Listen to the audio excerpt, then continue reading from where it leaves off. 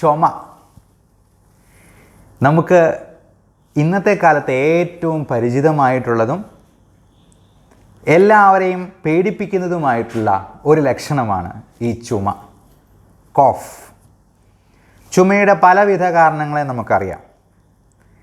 ഏറ്റവും പേടിപ്പിടിക്കുന്ന ഒരു കാരണം നമ്മുടെ കോവിഡ് റിലേറ്റഡ് ആയിട്ടുള്ള ചുമ തന്നെയാണ്.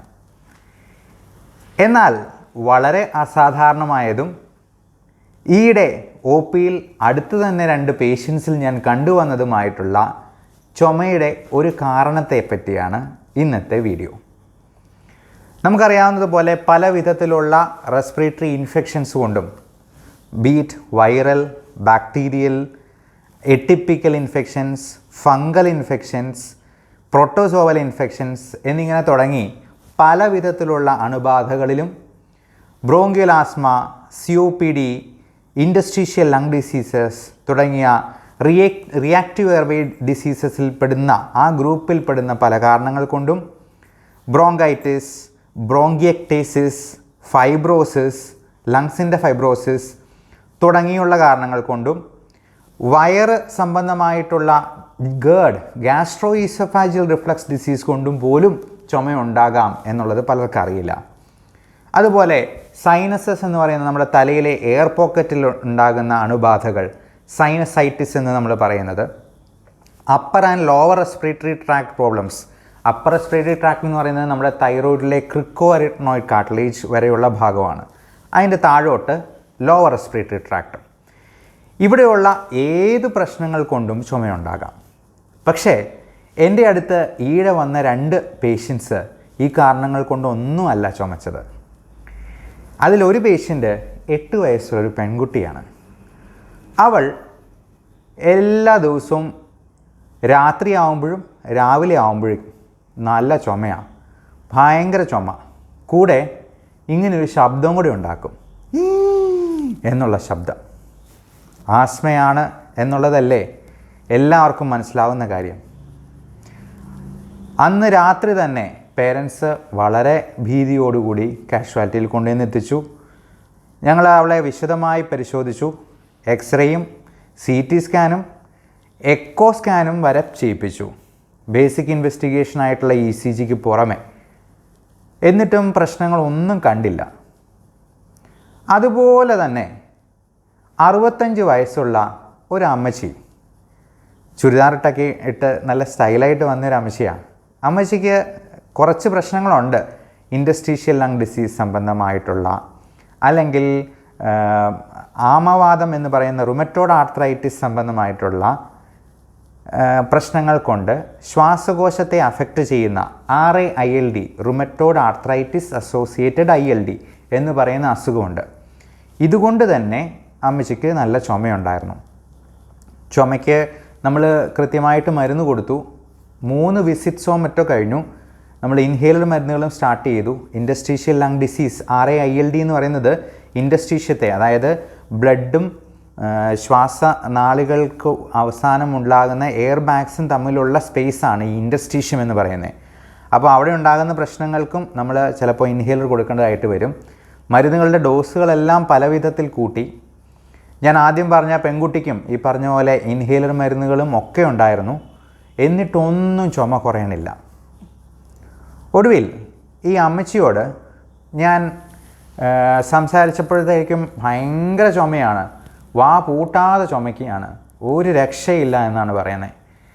അപ്പോൾ അമ്മച്ചിയോട് ഞാൻ പറഞ്ഞു, എന്തായാലും കോവിഡ് കാലമല്ലേ, അവിടെ ഇരുന്ന് ചുമച്ച് കഴിഞ്ഞിട്ടുണ്ടെങ്കിൽ മറ്റ് രോഗികൾക്ക് പോലും ഒരു പേടി തോന്നുമല്ലോ എന്ന് കരുതി ഒ പിയിൽ നിന്ന് അല്പം മാറി തുറസായ ഒരു സ്ഥലത്ത് പോയി ഇരുന്നോളാൻ പറഞ്ഞു.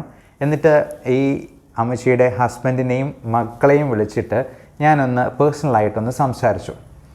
എന്നിട്ട് ഞാൻ അവരോട് ചോദിച്ചു, അമ്മച്ചിക്ക് ചുമയില്ലാത്ത ഏതെങ്കിലും സമയമുണ്ടോ എന്ന് നന്നായിട്ടൊന്ന് ആലോചിച്ചിട്ട് ഓർത്തിട്ടൊന്ന് പറയാമോ എന്ന്. ഇവരെല്ലാവരും കുറച്ചു നേരം ഒന്ന് ആലോചിച്ചിട്ട് മക്കളിൽ ഒരാൾ പറഞ്ഞു, സീരിയൽ കാണുമ്പോൾ അമ്മ ചുമയ്ക്കുന്നില്ല എന്ന്. സീരിയൽ കാണുമ്പോൾ ചുമച്ചെന്ന ഡയലോഗ് കേൾക്കാതെ പോവുകയല്ലേ എന്ന്. സൈക്കോജനിക് കോഫ്, എന്ന് പറയുന്ന ഒരു സംഗതി ഉണ്ട് എന്നുള്ളത് പലർക്കും അറിയാത്തൊരു കാര്യമാണ്. ഞാൻ മുമ്പ് പറഞ്ഞ 8 വയസ്സുകാരി പെൺകുട്ടിയും ചുമച്ചതിനും ഈ വലിവ് ശബ്ദം കാണിച്ചതിനും വേറൊരു കാരണമില്ല, സൈക്കോജനിക് കോഫ് തന്നെയായിരുന്നു. അത് അവരുടെ മാനസിക പ്രശ്നമാണോ എന്ന് ചോദിച്ചെന്നാൽ നമുക്ക് അങ്ങനെ പറയാൻ പറ്റില്ല. കാരണം മെൻ്റൽ ഇൽനെസ് എന്ന് പറയുന്നത് ഒരുപാട് സ്റ്റിഗ്മ ഉണ്ടാകുന്നൊരു സംഗതിയാണ്. ചിലപ്പോൾ പ്രിയപ്പെട്ടവരുടെ പരിഗണന കുറച്ച് കൂടുതൽ കിട്ടാനോ ശ്രദ്ധ ആകർഷിക്കാനോ ഒക്കെയായി പ്രായമായവരോ കൊച്ചുകുട്ടികളോ വരെ ഇങ്ങനെയുള്ള സൈക്കോജനിക് കോഫ് ഒരു സിംറ്റമാക്കി പ്രകടമാക്കാറുണ്ട്. അപ്പോൾ അങ്ങനെയുള്ളവരെ മാനേജ് ചെയ്യാനായിട്ടും നമ്മൾ കരുതിയിരിക്കണം എന്ന് പ്രത്യേകം ഓർമ്മിപ്പിക്കുകയാണ്. എന്ന് കരുതി ചുമയെല്ലാം സൈക്കോജനിക്കാണ് എന്ന് കരുതി അവഗണിക്കാൻ പാടില്ല. കൃത്യമായിട്ടുള്ള ഇൻവെസ്റ്റിഗേഷൻസ് എല്ലാം ചെയ്ത് ബാക്കിയുള്ള ഓർഗാനിക് കോസസ് എല്ലാം റൂൾ ഔട്ട് ചെയ്തതിന് ശേഷം മാത്രം last in the differential diagnosis list മാത്രമാണ് സൈക്കോജനിക് കോഫ് എന്നൊരിക്കൽ കൂടി പറയട്ടെ.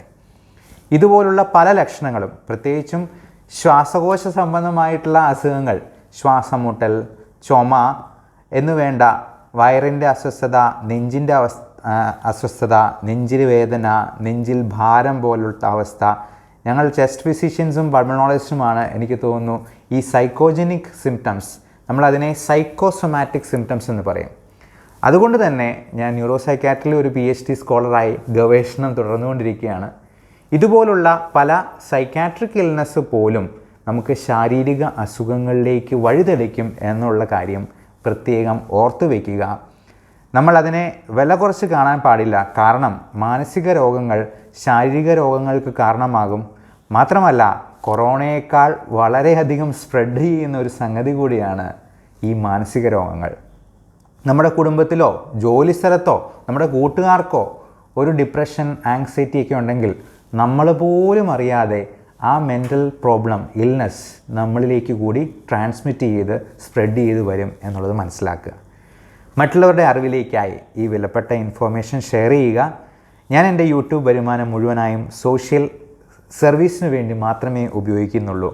മറ്റുള്ളവർക്ക് ഒരു സേവനമാകാൻ കൂടി നിങ്ങളുടെ ഈ ഷെയറിംഗ് ഉപകരിക്കും എന്ന് ഒന്നുകൂടി ഓർമ്മിപ്പിച്ചുകൊണ്ട് doctor Bibin Jose signing off. Thank U.